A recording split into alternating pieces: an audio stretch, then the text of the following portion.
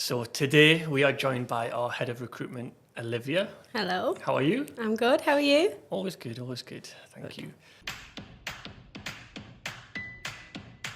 So today I'm joined with Olivia, our head of recruitment at Standpoint. Hello. How are you? I'm good. How are you? All good, thank you. I'm going to ask you a juicy question at the start. All right, get straight into it. Okay. You are talking to people every day about being a broker. You are surrounded by brokers. You must get asked all the time, why are you not a broker? Why do you not change your job to be a broker yourself? Yeah. I think the main reason is recruitment's just been my career since I was 19. And recruitment for me is something that I'm really, really passionate about. I really enjoy the job. And I think I've found what I love doing now. So yeah, I think that's just where my career is kind of aligning now. If you love your job, right, you don't work a day in your life. Exactly. There's a saying out there. Yeah. Not very good, very good. So before Dubai, let's get into Liv's story. Yeah. All right. What did Liv look like before even moving to Dubai? What were your jobs? What were you doing? Your experiences? What did it look like back in Bolton? So back in Bolton, my first jobs that I ever did, starting from 15, I was always in hospitality roles. I was always a waitress. I was always, just in the hospitality industry. And then when I turned 19, I got my first recruitment job, and it was a really good opportunity. And I think as soon as I stepped in the recruitment world, that was just me then until I moved to Dubai. But my life was there was nothing really that I was looking forward to apart from a holiday every year.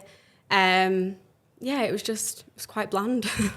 So you've been a few places. You've been Marbella, Ibiza, and etc. Yeah. But why did you want to move to Dubai? You could have done recruitment anywhere in the world. Yeah. Why Dubai?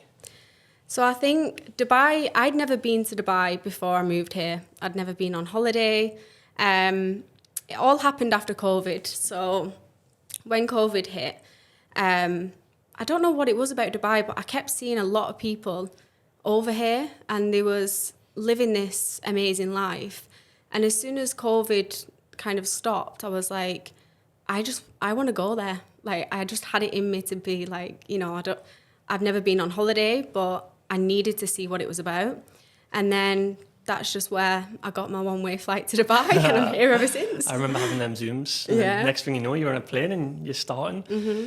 But why did you want to do real estate recruitment? You could go and do finance, you could go and work for the big tech companies, but why real estate? I think that's very similar to, obviously, the recruitment industry that I was in back in the UK was the healthcare sector. And honestly, working in real estate recruitment, there's nothing more rewarding than this type of industry, because the roles that you're recruiting for in, let's say, other industries, they might be salaried positions and things like that. And it's not as rewarding as actually relocating this person to Dubai on a commission-based only role. It's very hard. It's very daunting for these people. And I think that, for me, it just feels different. It feels a lot different to all my other recruitment roles that I've been in before. Oh, good. So you speak to hundreds of people. Yeah. On Zooms, face-to-face interviews. What would you say the two most commonly asked questions are?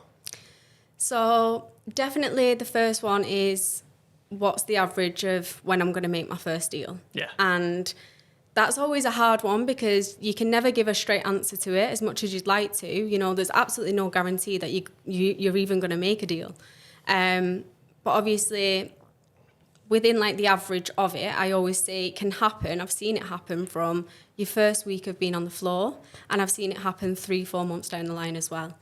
So it really does depend on you as a person. But yeah, everybody always wants to know that. They always want, that guaranteed kind of, is it going to happen in 2 weeks or 4 weeks? And it's just really hard to say. The other question that I always get asked as well is, why do a lot of people fail at real estate, or, they don't do well at it? And I think that falls down into a lot of different aspects. Obviously, a lot of people, you try and be as honest and transparent and everything over a Zoom, but sometimes people do think it might be a little bit easier than what it actually is until they get here. And I think kind of quickly realise that, you know, the job is hard. You have to budget your savings. A lot of people run out of money. You know, that's the only option for them. So yeah, they're probably the two main questions. No, good. So you're speaking to all these people on Zooms. Mm-hmm. What does a good candidate look like you on Zoom? Like, what are you looking for in someone? So I think the first kind of initial impressions is obviously, you know, if someone's on time. I love it when someone's, you know, joined a Zoom call 5 minutes earlier. They're texting me like I'm ready. Like that's good. And obviously, you know, the way the person's dressed and that first initial kind of engagement with that person, I can already tell that the interview is going to go really well within the first couple of minutes of being on Zoom. But yeah, it's just kind of the engagement with the person. They're actually, you know, showing that interest. And my interviews are they're a lot different. They're not just a scripted kind of interview. They're not just kind of ticking boxes on a CV, let's say. I'm really trying to get to know this person on a personal level, as well as obviously, you know, a working kind of level as well, just because you have to really understand someone's personality to do this type of role. I think we're both very similar. If someone was to step in the room now, we'd know within 2 minutes if they can do this job. Definitely. And you want them to be chatty and you want them to be lively, because that's how they're going to come across in this job. 100%. And if you're dull and if you're boring, don't even bother booking an interview. It's just not exactly. going to work. Yeah, it's all about your personality in this job. 100%. So they're the green ticks. Yeah. What are the red flags? So the red flags, I've had a lot of interesting Zooms. Yeah, I've had a lot. So I think it's down to obviously the opposite of that. You know, people turning up late. Sometimes I've had people with like no top on, you know, just got out of the shower. I've had people in dressing gowns. I've had people vaping on the camera. And that's before they even open the mouth. Yeah, and like you do get, you know, people who, you know, you can tell they're not taking this call very seriously. But yeah, they're just kind of the red flags as well. And obviously someone who you kind of dragging a conversation out of as well. Just, I always try and make sure that my candidates feel as comfortable as possible. I know that, you know, interviews can be nerve-wracking. But yeah, I just want them to feel obviously comfortable and engage with me. Of course. So what's the process then? Someone's had a successful interview, Zoom call, they've signed the offer letter. What's the process from then signing the offer letter to then being on the sales floor? What's all that in between? So obviously when someone signs an offer letter, that's another thing that I absolutely love about this industry of recruitment, because I'm not just filling a vacancy and, you know, not speaking to that person ever again. I'm in touch with these people. I'm guiding them through the whole process of, you know, ensuring that the visas are sorted, their accommodation sorted, car rental, you know, phone SIM when they get here. There's a lot of things that obviously the candidates need to understand, and I'm just kind of there throughout that whole process until they get here. And even when they get here, like, you know, it doesn't stop. You know, you're constantly helping these people, and you really are just always making, you know, these relationships.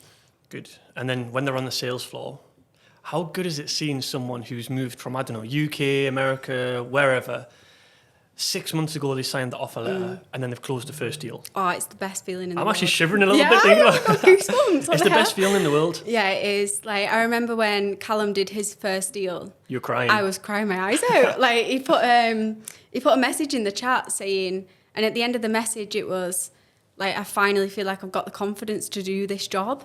And it just got me. I was like, but I've seen Callum work so hard. I've seen him, you know, at his high, at his lows as well. So yeah, it's really, really rewarding. No, definitely. We've seen it all. Yeah.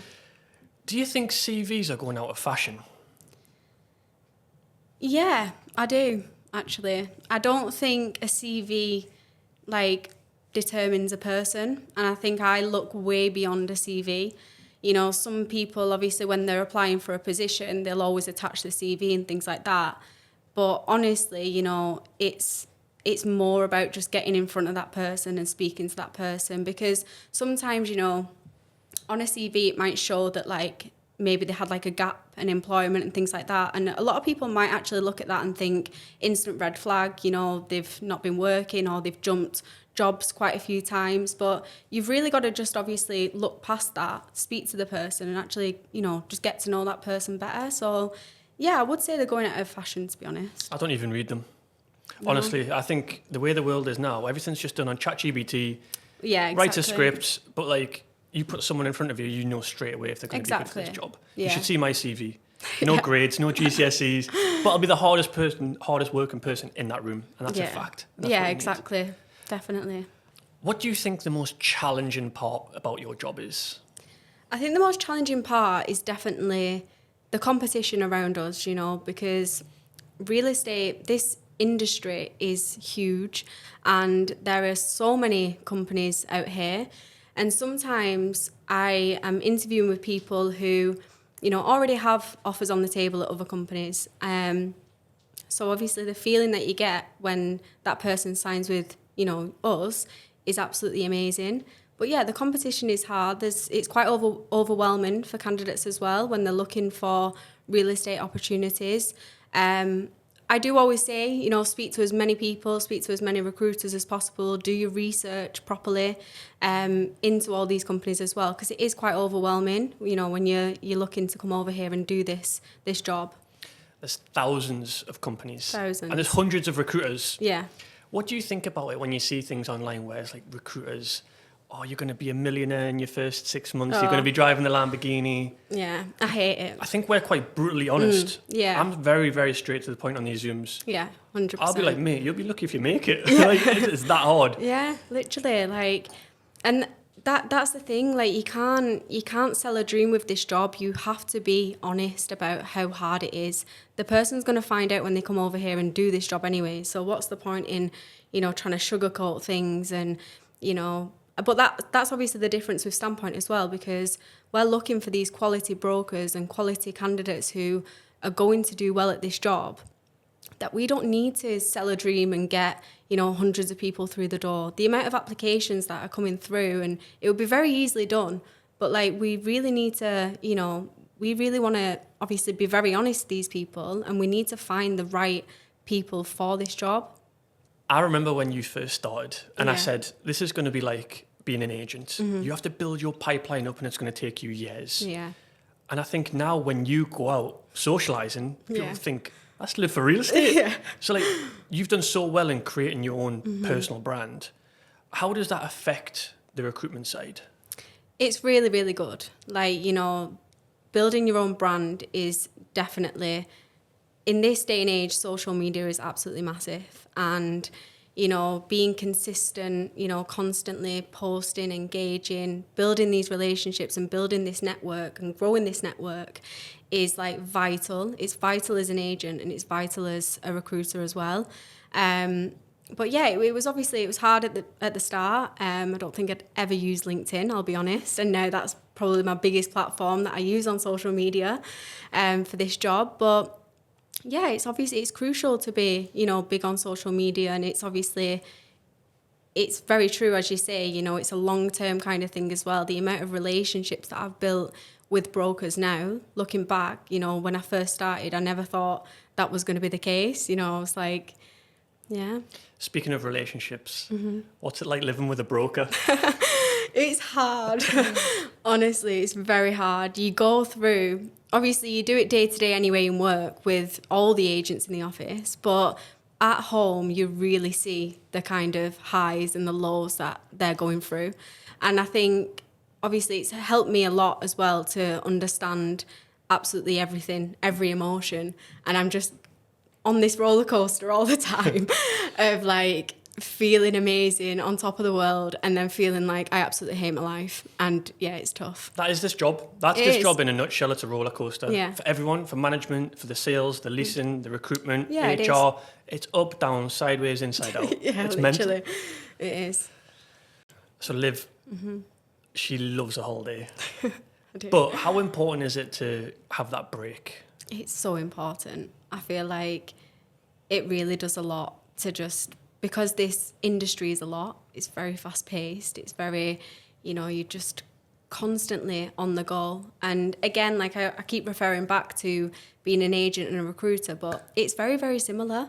You know, you're constantly working over a weekend, you're constantly replying, you're answering phone calls, you're always on the go. So having that break, having that reset, getting yourself out of the, busy Dubai life is so important. It's important to me because I need that break. 100%. Need to recharge, reset, Yeah. and go again. Definitely. Where's next? Where are you going on holiday next? I don't know. I think actually it might be the UK again because I'm going back in May for a wedding. Nice. So I don't think I'll be going anywhere in between now and May. You put your holidays in? Not yet. So, if someone wants to apply and they think they can do it, this job, how do they get in touch with you?